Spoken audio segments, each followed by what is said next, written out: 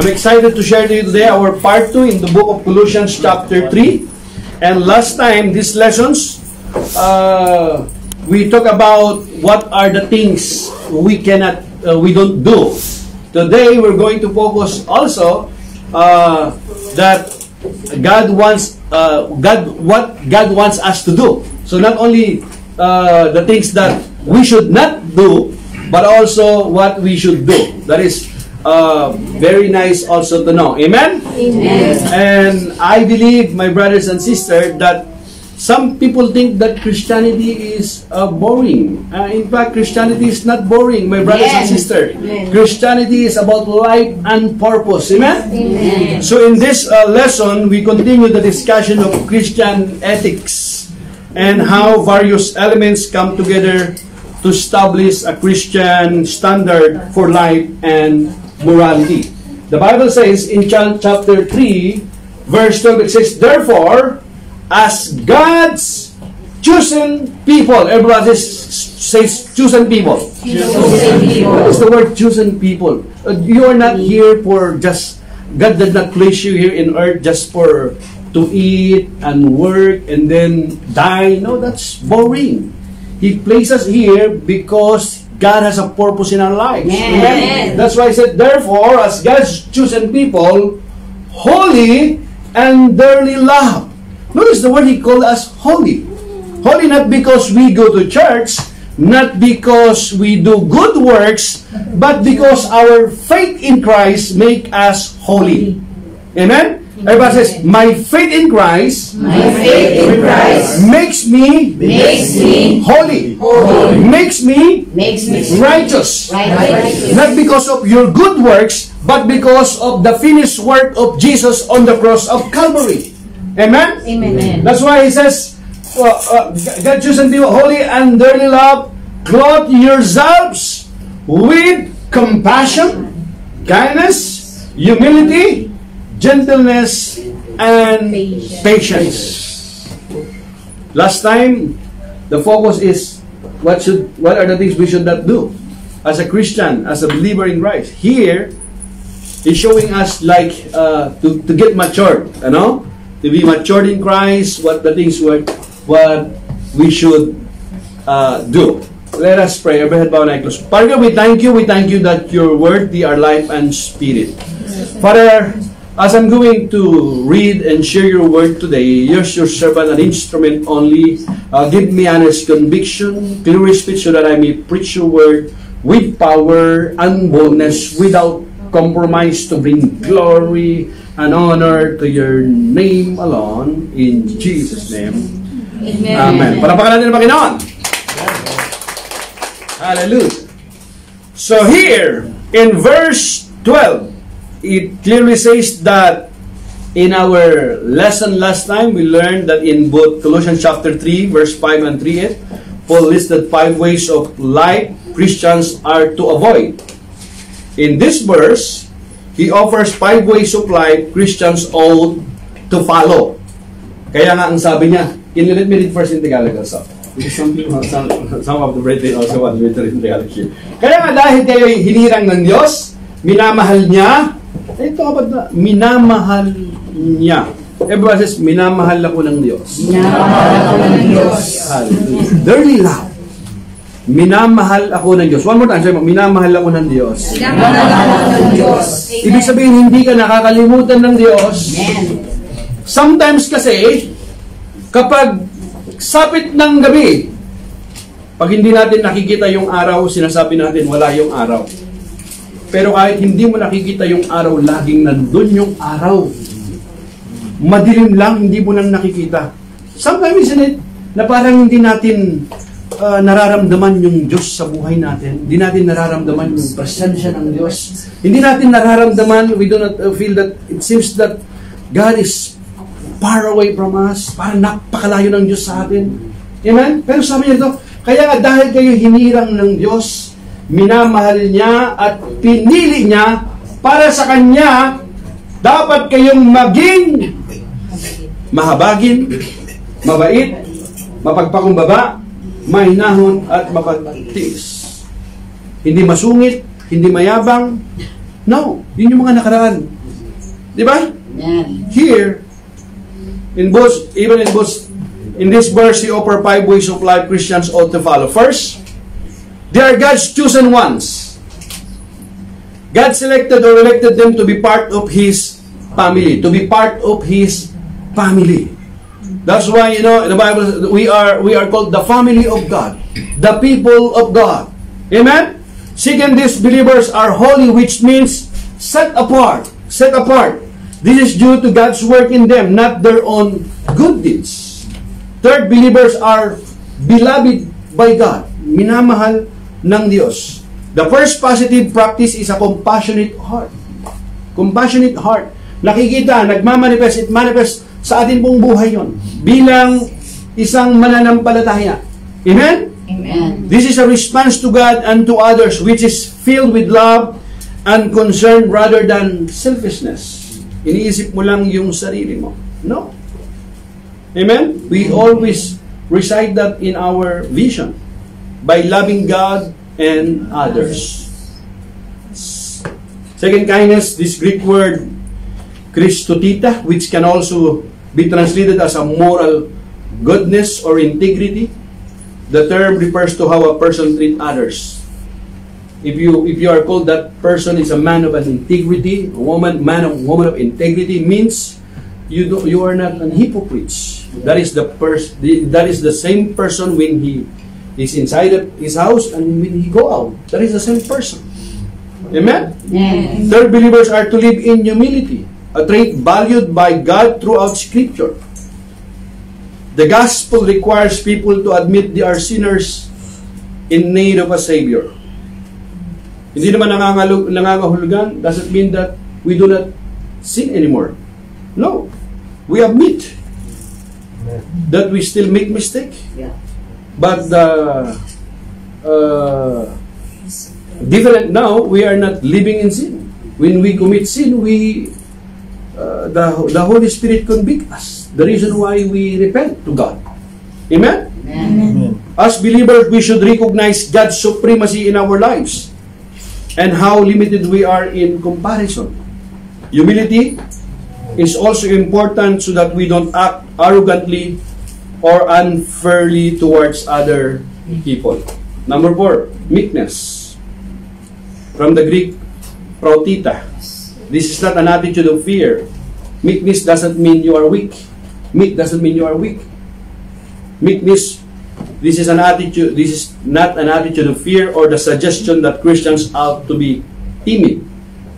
Rather, it refers to gentleness instead of a hard-hearted response to others. A meek person is one who controls their strength and power rather than abusing it.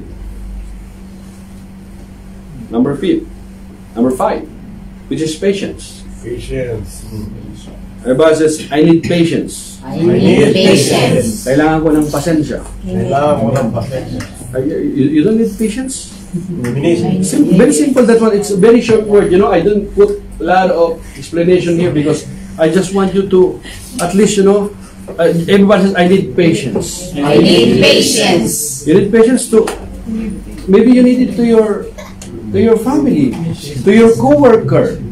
Amen? Yes. And in fact, patience is one of the fruit of the Holy Spirit. Isn't it? Yes. Love, joy, peace, patience, kindness, goodness, gentleness, patience, faithfulness, and self-control. Patience. That is also one of the fruit of the Holy Spirit that we must develop. Amen? And patience is only developed under trial. Amen. Diba says under trial? Under trial. Patience is only developed under trial. So kaya pag nagpipray ka ng patience at mayroong kang kinaiinisan, just say, Lord, thank you. You answered my prayer. Amen. Amen? Hallelujah.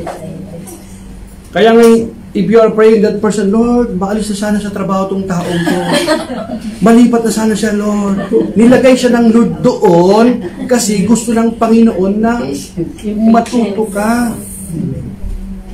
Paano mo pagpapasensyahan yung tao na nakakainis kung minsan? Kasi it develop your character. Kaya nga hindi inaalis ng Panginoon yun eh. kapag na-develop na yung character mo, natutunan mo ng pagpapasensyahan, ngayon it's about time naman siguro na ililipat ka ng Panginoon. Amen. Amen? Palapakan natin ang Panginoon. Verse 13. Bear with each other and forgive one another. If any of you, sabi niya, if any of you has a grievance against someone, forgive as the Lord forgive you. Think about that. Magpasensya kayo sa isa't isa. Kung may hinanakit kayo kanino man, magpatawad kayo, gaya ng pagpapatawad din nyo sa Panginoon. Amen. Amen. So, you know, some people say, no, the people who hurt me the most is the people in the church, rather than outside the church. Why? Because you always see each other, most of the time. But sometimes, if you really think about it, yung mga, it's not really an issue, it's just a minor problem, just like, it's your birthday, he didn't greet you your happy birthday. Or maybe sometimes you have a new clothes, or you have a nice haircut, and he didn't even say, oh, you look good today. Oh. You know, that's so minor sometimes. Are you with me? Amen? Amen. Hindi ka lang binati. Hindi ka man lang, alam mo yun, hindi ka man lang, niya ako binati, nakalimutan niya, birthday ko pa naman. Are you with me? Right? So here in Colossians chapter 9, Paul emphasizes the importance of honesty among fellow believers. There he advises believers not to lie to one another. In this verse, he suggests a positive trait believers ought to express towards each other, bearing with one another. Believers are family and should treat one another with kindness and grace. Kindness and grace. This includes forgiveness, as well as tolerance, instead of demanding perfection in others. Amen? Nobody is perfect. Amen? Amen. And even the people around you, they do not expect you to be perfect. Because even him or her is not also perfect. Amen? But what did he expect from you? He expects you to be honest at least. If you make mistake, just be honest enough. Be humble enough. Amen? Are you with me? Amen. Hindi naman inaasahan ng tao na lagi perfecto kayo. No. Alam niya yun, pero at least maging honest ka lang. Amen? So, for the saved believers, they should come naturally. Those who accept Christ for salvation have been forgiven of their sins. As a result, we ought to be inclined to forgive other people. The Bible says in Matthew chapter 6, verse 14 to 15, if you forgive those who sin against you, your heavenly Father will forgive you. But if you refuse to forgive others, your Father will not forgive your sins. If God will not forgive you, so you don't have relationship, pag hindi kanya pinatawad. Amen? Amen.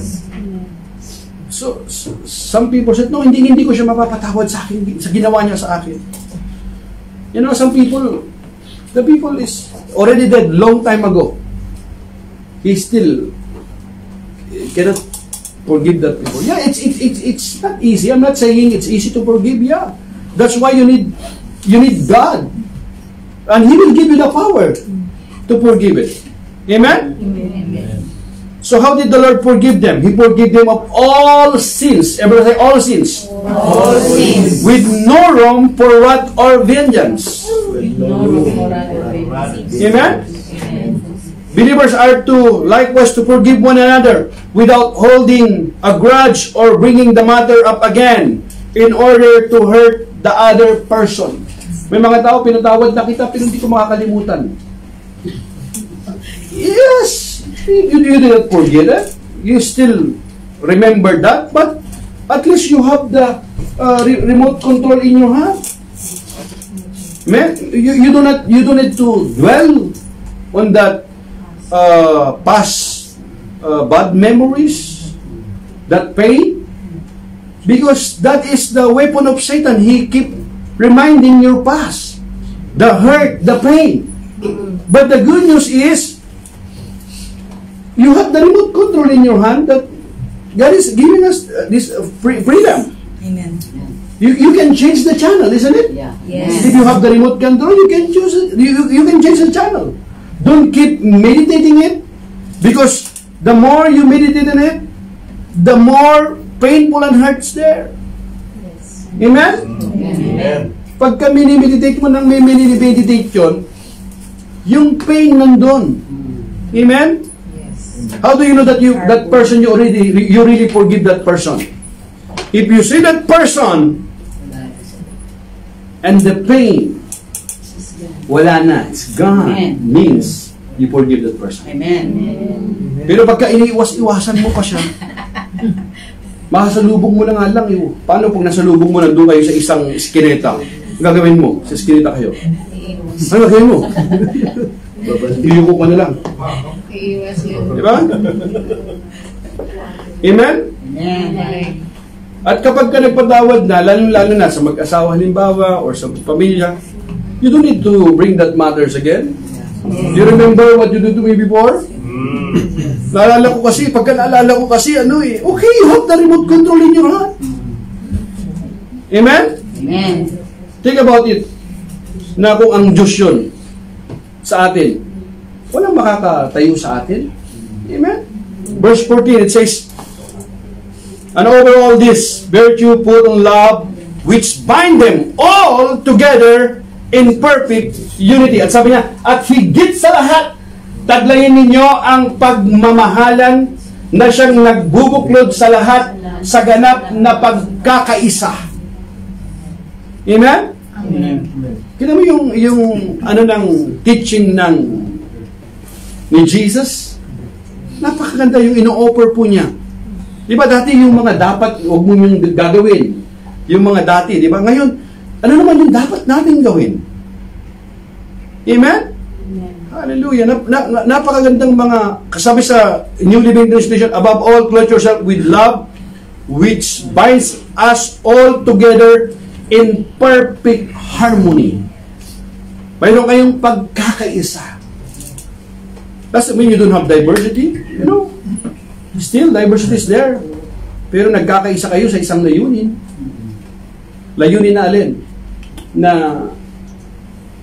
pareho kayong nakatanggap ng kapatawaran ng Panginoon.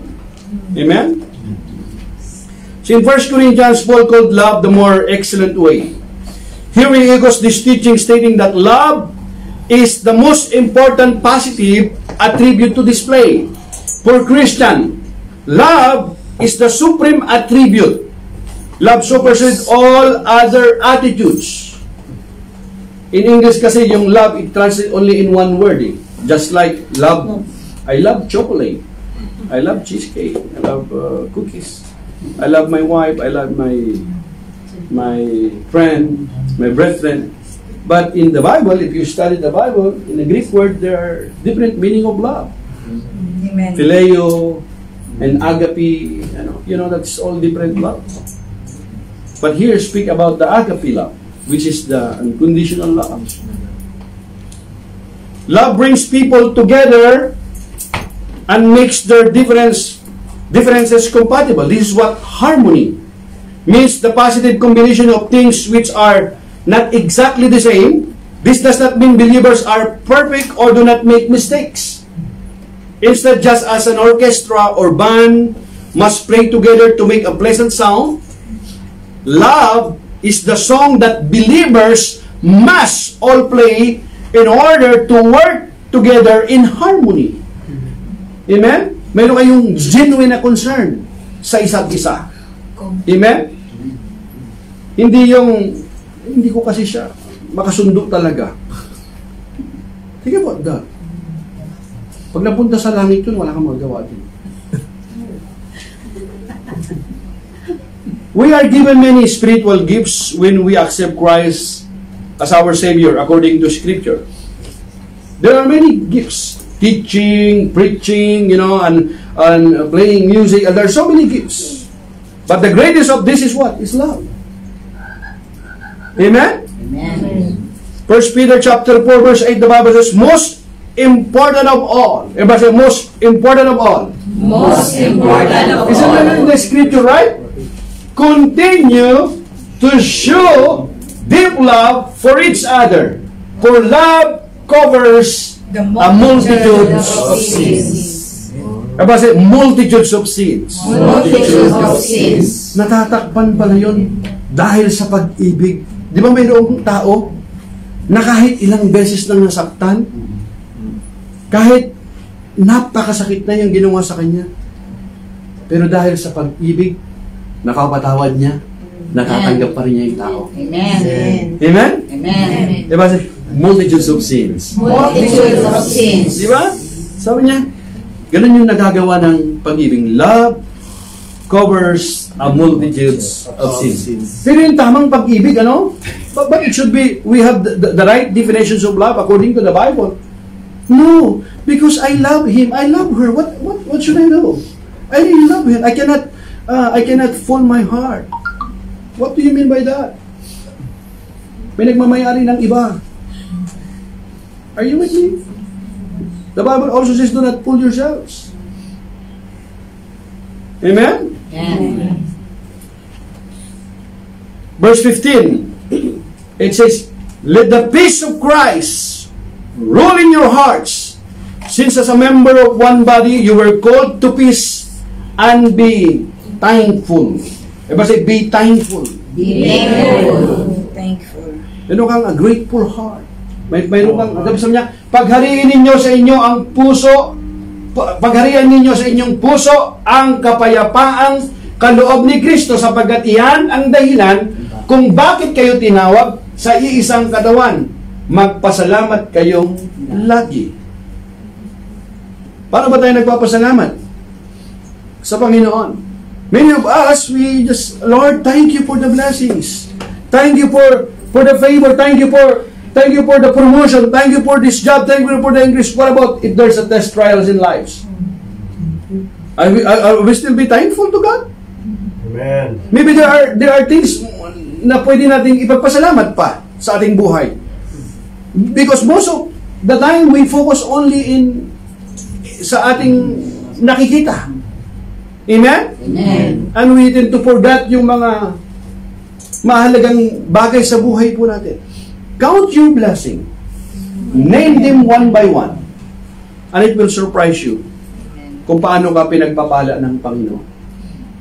Just like parang isang tao na he wants to commit suicide because he said, no, my life is, there's no meaning, no purpose, so it's better for me to end my life. So, but before I'm going to end my life, he said, I'm going to write something in a piece of paper and say at least, I have to say thank you, at least. And he write, thank you for my hand that I can still write. Thank you for my nose that I can still smell. Thank you for my teeth. Thank you for my ears. Thank you for my feet. Thank you for my... And he write all of this, thank you for my family. Thank you for my... You know, when he write all these letters, it's already full and he's still not finished. And he said, I do not know. Napakarami ko palang ipagpapasalamat sa buhay. Pero, hindi ko nakita. Amen? Most of the time, nakafocus lang tayo sa mga bagay na kung wala tayo. Pero kung anong mayroon tayo minsan, hindi na natin na ipagpapasalamat sa Panginoon. Amen? Amen. Here he adds two additional ideas for believers to pursue. First, he calls believers to live in peace. Peace, part of the fruit of the Spirit. It's noted in this letter are coming from God our Father. We receive peace with God through the blood of the cross. Not the peace that the world offer us. You know, it's pansamantala lamang. It's just temporal. Yung ino-offer ng mundong ito. That's why he offer a lot of entertainment to entertain you. But when you close the door, wala na. Nandun na ulit. The question is, meron ka bang nararamdamang kapayapaan sa puso mo? Amen? Amen. It is important to remember the context of this statement. Paul is not referring to peace in the sense of happy feelings. In prior verses, he was discussing the need for Christians to tolerate, love, and support each other. Every group of believers will experience internal conflict at times, but seeking peace will help us resolve issues in the context of Christian love. The second trait Paul mentioned in this verse is simple: an attitude of thanksgiving. Amen. An attitude of thanksgiving.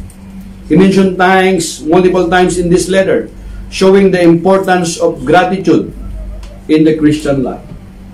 Meron kang gratitude heart. Pinagpapasalamatan mo, Lord, kahit itong problema na ito, salamat sapagkat natutunan kong lumapit sa iyo. Kapag hindi dumating yung problema na ito, Panginoon, baka nalimot kita. Ayun, thank you, Lord. Kasi ikaw yung lakas ko. Amen. Even for this problem, Lord, I thank you. Because not because of this problem, maybe I forgot to go to church or pray to come to you, you know. Sometimes, God may permit painful experience to correct us. Amen. To correct you, right? Amen. He permit that. Why? Kasi kapag hindi ka dumating yung problema na yan, yung pagsubok na yan sa buhay mo, baka tuloy-tuloy ka lang sa ginagawa mo, yung ikot ng buhay mo. Amen? Amen. Kaya minsan, inaalaw ng Diyos yun sa atin eh. Na may mga dumating na mga pagsubok sa buhay natin para maalala mo na nandyan yung Diyos sa iyo. Kasi baka malayo ka na rin. Baka dati malapit ka sa Panginoon, pero naging busy ka. Dati you used to pray, you used to read your Bible. But when you get busy, you earn money, you have iba na yung naging mga kasamahan mo, it seems na parang lumalayo ka na sa Panginoon. Kaya minsan tinatapik ka ng Panginoon para bumalik ka sa Kanya. Amen? Amen. Kaya inaalaw niya, sometimes you ask, Lord, parang nakalimutan mo na ako, Lord. No, anak, ikaw yung nakalimut. And He's calling you to come home again. Amen? Amen. His hands is wide open. Tinatawag ka ng Panginoon. The question is, are you ready to come home? Ready. Handa ka ba na bumalik na sa Panginoon? Amen. Kasi baka napapalayo ka na. If we are honest enough and examine ourselves before God, tingnan mo yung sarili mo. Nasaan ka na ba ngayon? Ano ba yung lagi mong iniisip na? Ano ba yung lagi mong ginagawa? Amen? Amen. Baka hindi naman ikaw yung dating ganun eh. Baka naman nagtataka ka na nga sa sarili mo ngayon. And sometimes, mga kapatid, we are not careful enough. Pero ang dami na palang instrumento na ginagamit ng Panginoon para bumalik ka sa Kanya. But we ignore it. Sometimes we ignore it. Until yung time na dumating, yung pagsubok na yon. You know why? Kasi mahal ka ng Panginoon. Amen. Amen? Sabi mo, mahal ako ng Panginoon. Mahal ako ng Panginoon. Amen? Verse 16, the Bible says, let the message of Christ dwell among you richly as you teach and admonish one another with all wisdom through psalms, hymns, and songs from the Spirit, singing to God with gratitude in hearts. Gratitude in your hearts. Notice the word, singing to God with gratitude in your hearts. You continue to play yung mga worship songs at umaawit ka.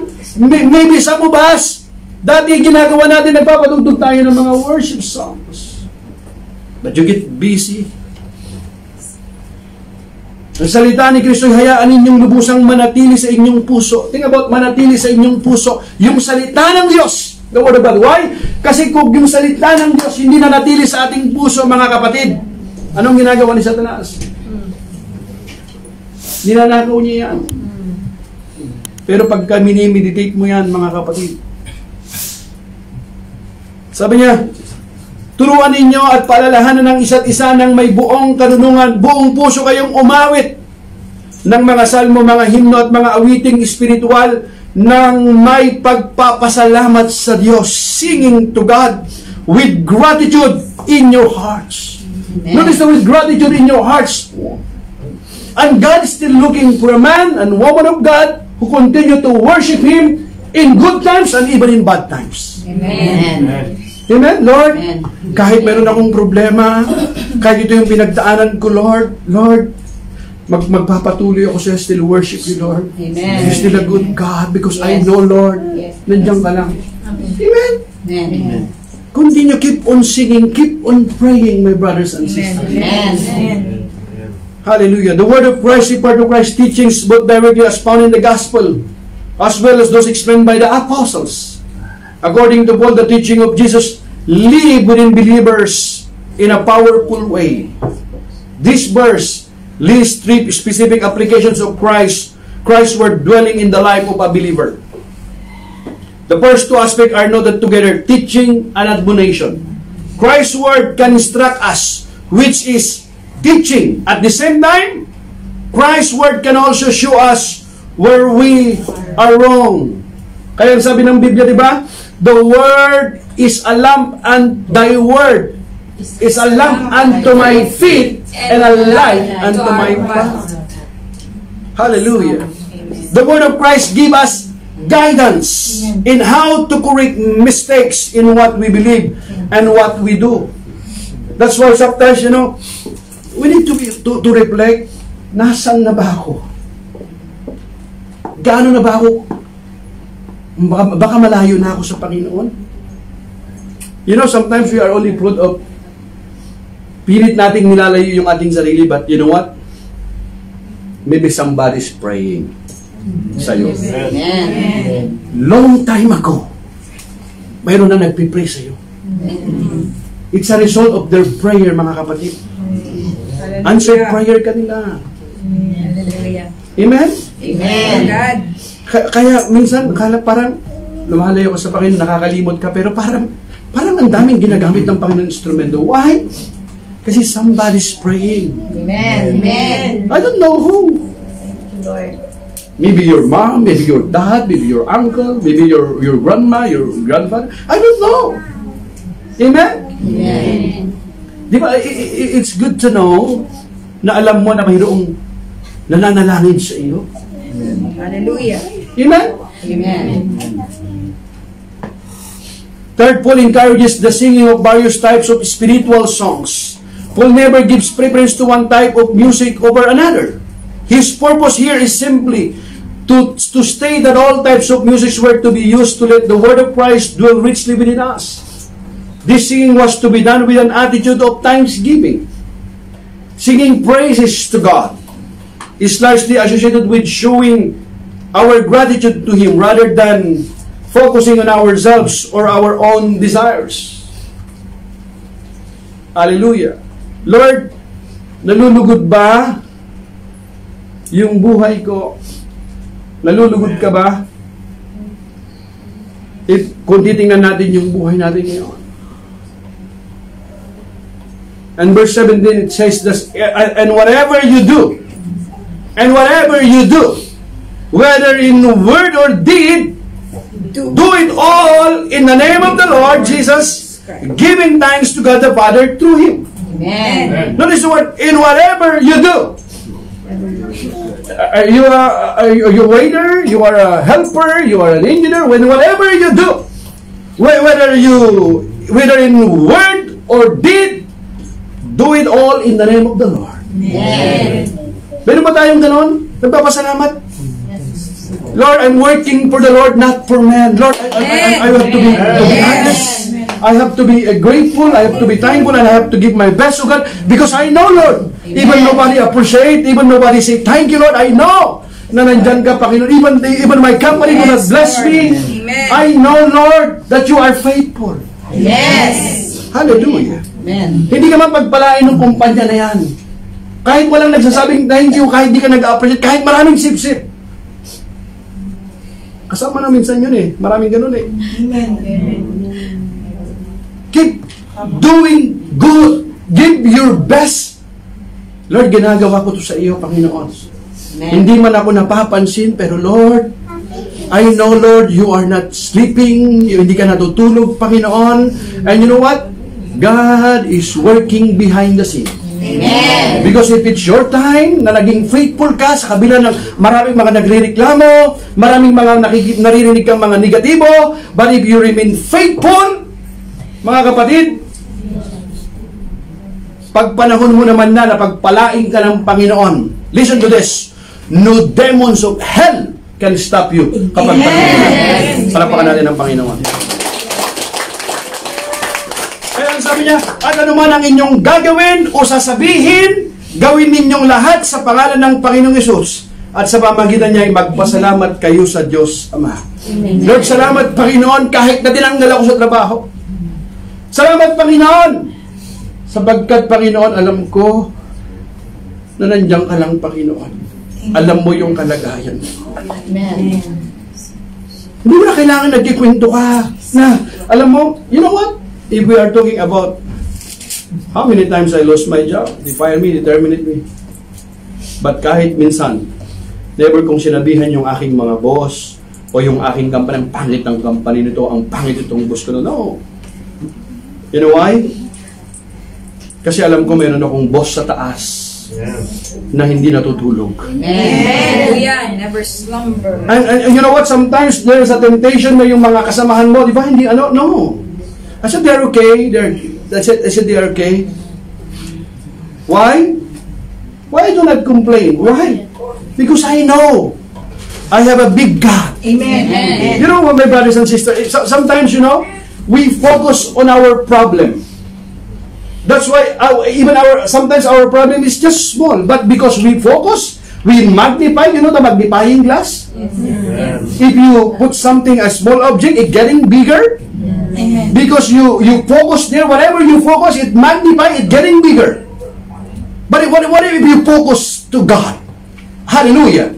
And our big God, what happened to our problem? It's getting smaller. And you don't notice your problem is gone. Yes. And God answered your prayer. Hallelujah. Amen. Palapakan natin ang Panginoon. Praise the Lord. Amen?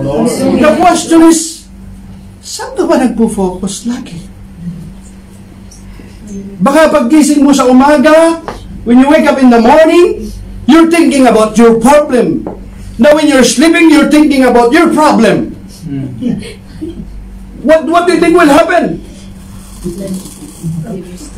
You can worry in the morning, in the afternoon, and then you keep on worry. You know, one psychologist says, what is worry? Worry is emotional wasting energy. Even you worry, you cannot change the situation. Amen. It's everybody's emotional wasting energy. That is worry. So the choice is you could worry or pray. If you pray in the spiritual realm, something happens. Amen. But if you keep worrying, you know what does it mean? Just you know, sometimes, do you really believe that you have a bigger God? Amen. Amen? Hallelujah. So in this verse, he summarizes his teaching with the all-encompassing praise. Whatever you do, this includes what we say and how we act. Our relationship with Christ is not about a set of rules. It's not about a set of rules, but it's about the fruit of the Holy Spirit that manifests in our lives. Amen. Hallelujah. Instead, we are to submit everything and every moment to Christ. Instead of living by a checklist, we are to submit to Him in whatever we think or do. We thank God the Father. In the name of Jesus, it is through Jesus we are saved and have a new life. Hallelujah. Lord, I know, Lord. Alam mo na yung sarili mo eh. Lord, nalulugod ka ba ngayon sa aking buhay, sa aking ginagawa? Does it glorify Christ? Does it glorify God? Hallelujah. By grace, through faith in Him, we are eternally joined with the Lord Jesus. You know, my brothers and sisters, when you become born again, means you are already blessed. Amen. We focus always in Sa mga finances, we just only focus on our finances. You can have all the money in the world and you are broke. Blessings in the Bible doesn't mean speaking only about money. No. Blessings means is the result of your life. Amen. Merong mga sikat, they are famous, and they are rich, and yet they still commit suicide. Why? Yes. Do you think why? Kasi hindi nila hindi na nararamdaman yung tunay na kapayapaan sa puso. There's something missing. And that peace, my brothers and sisters, yung peace na yan, there is a vacuum of the human heart, yung emptiness na yan, na makakapuno lamang yan si Christ. Amen. And without Christ, kahit mayroon kang lahat, my brothers and sisters, the Bible says, what does it profit to a man when he gives the whole world and loses his own soul? Amen. Eh kung wala kang trabaho, mayroon ka namang Diyos sa iyong buhay, ba't ka nawawalan ng pag-asa? Amen. Eh kung mayroon kang trabaho, mayroon kang pera, mayroon kang bahay, you have everything, but you don't have God sa iyong buhay, wala nang halaga. Wala nang halaga ang buhay. Kung wala ang Diyos sa iyong buhay, wala nang halaga ang buhay. Amen.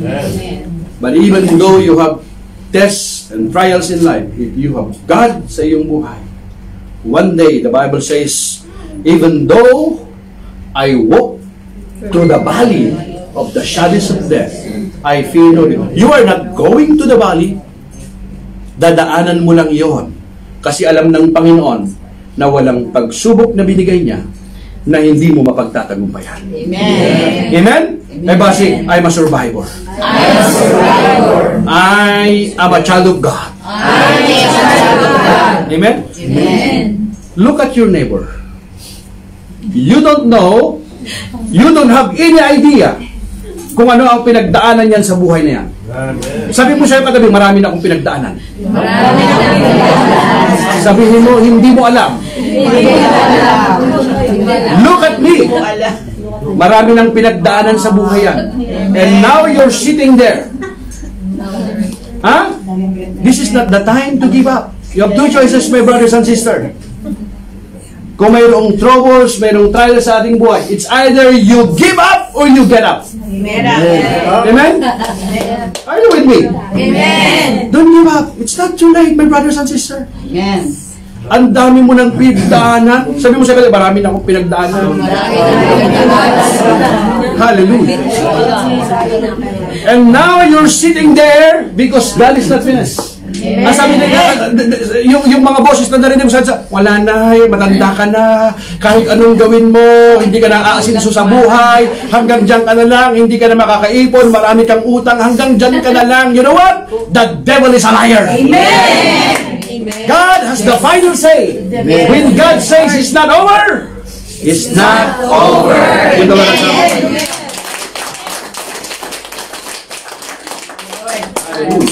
Finish. Sabihin mo siyang katabi, magpapatuloy ako. Patuloy ako. Hallelujah. You're coming out more than conqueror in Christ Jesus. In Jesus' name. Amen? Amen. Hallelujah. By grace, through faith in Him, we are eternally joined with the Lord Jesus, identified with His righteousness in union with Him, and a member of His body. Whatever we do in word and in deed, no matter what it is, let us do everything in the name of the Lord Jesus and in total dependence upon Him. Let us remember that we are witnesses of His grace and His chosen representative on earth. May all we do in word or deed be done in His name, giving praise and thanksgiving to God the Father through Jesus Christ, our Lord Jesus. Amen? Give the Lord a clap of praise. Would you stand up, my brothers and sisters? Would you raise your hand to receive the blessings of the Lord? Now to the King of Kings and Lord of Lords, mighty God, everlasting Father and Prince of Peace, because you put God first place in your life, and you continue to live a life worthy of the calling and obedient to His word. Now I bless you in the name of the Father, of the Son, of the Holy Spirit. Go in peace and praise the Lord. Amen. We'll see you again, Lord willing, next Friday. We love you and we're praying for you. God bless you. Amen. Amen.